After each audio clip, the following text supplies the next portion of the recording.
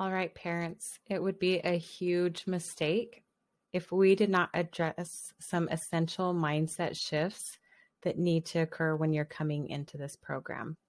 You have been experiencing parenting in a certain way, and you have learned a lot of things about parenting.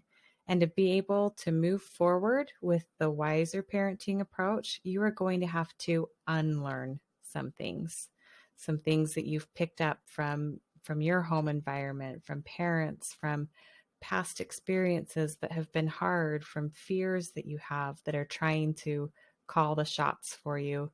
There is going to have to be some unlearning that happens and relearning. And that shifting process of deconstructing and reconstructing can be uncomfortable.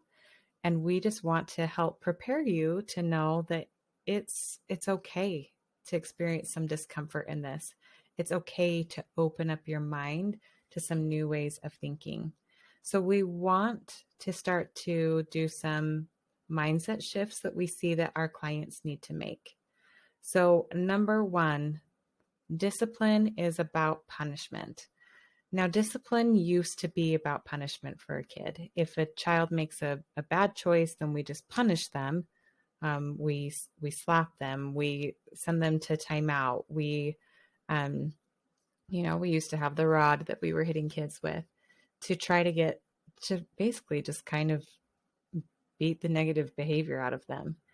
But we are wanting to shift our mindset to seeing that discipline is helping our kids become disciplined, that it's about teaching. Jenna and I really don't even love the word discipline anymore. Rather, we are just helping our kids exercise self-control by learning what their control does for them, whether it's a positive outcome or not, and then self-adjust based on the outcomes that they experience. It's a very logical way to learn. It's a very non-disruptive and harmful way to learn. Next, my child is too young to experience consequences. So those of us who are a little bit softer as parents, we think that our kids are too young, or there's a diagnosis, or we're too late, and we can't jump in and let our kids experience the natural outcomes of their choices, that their shoulders aren't broad enough to carry the burden of that. But the reality is that our kids need to experience consequences now while the cost is so little. So if you think about a 2-year-old yelling at his mom, what would be the natural outcome of that? Maybe mom goes to another room and takes care of herself for a minute, and the 2-year-old gets to hang out on his own and just kind of be bummed that mom isn't there. Or maybe 2-year-old gets to spend some time in a different space.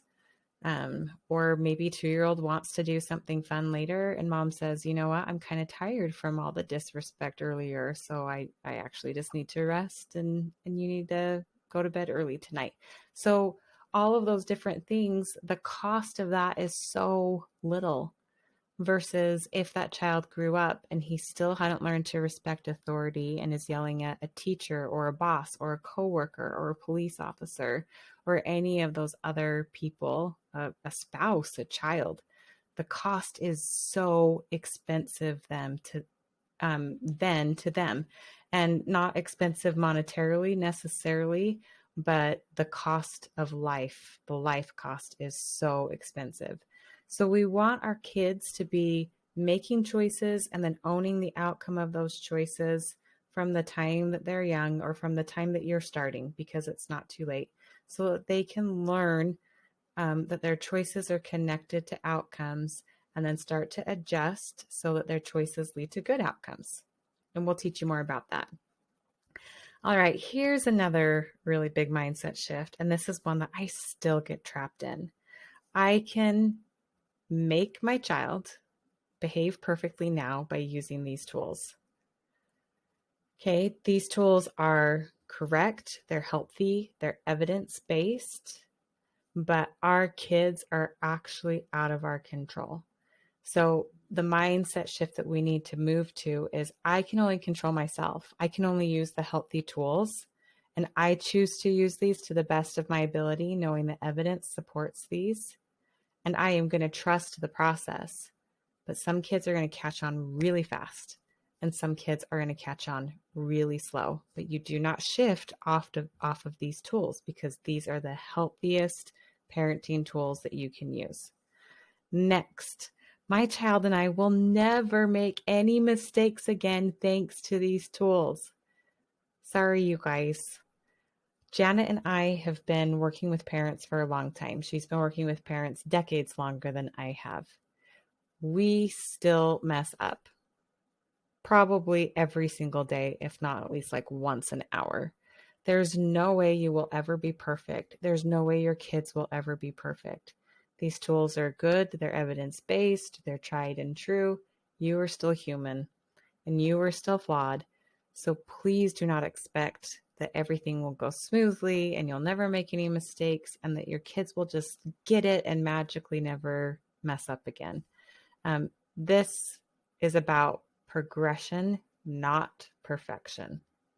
So if you can improve 1% every month, that is going to add up over the course of a year and over the course of a lifetime.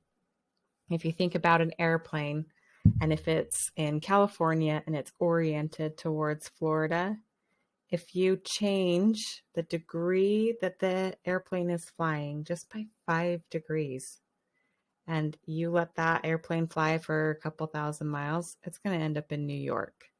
Just by making small little changes and then being consistent with that over time, you're going to see big changes. So please be patient with the process and know that you're altering your trajectory and that gets to be worth celebrating. Next, these tools will work on the first try. So we have parents come in and they learn these tools and then they go to apply them and they say, it didn't work. Well, yeah, it's not going to work on the first try because you probably didn't do it quite right on the first try. Or your child is so used to your old behaviors that they're not going to adjust on the first try. The reason why this program gives you 12 months of support is because it takes that long to fine-tune the process and to get really good at it. So with effort and with consistency, you're going to get there. So if you can be open to these mindset shifts, you're going to see a lot more change. And we just encourage you to have a really open mind as you go through this whole process. Janet and I are going to be challenging your thinking. We're going to be getting you to think in a new way and approach parenting in a new way. And we just encourage you to not shut us down, but to be open to our ideas. In the end, you're the parent and you get to make the choice and you get to do what feels right to you, and we will completely honor that. But we do encourage an open mind and some mindset shifting.